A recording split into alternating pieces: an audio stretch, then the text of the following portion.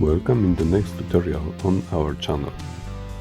Today I will show you how to remove the FRP Google lock in the Samsung Galaxy Tab A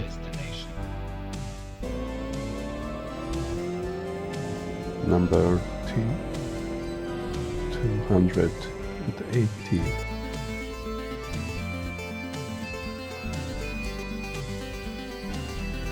The whole procedure will take about 5 minutes. Only you have to download this Odin application and FRP reset file. These links you have below in the description. Now turn on tablet in download mode,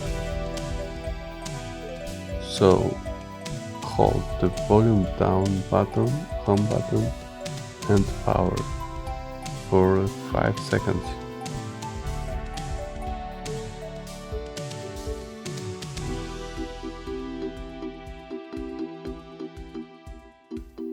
Next, load the FRP file to Odin and flash it. That's all. Thank you. Until the next time.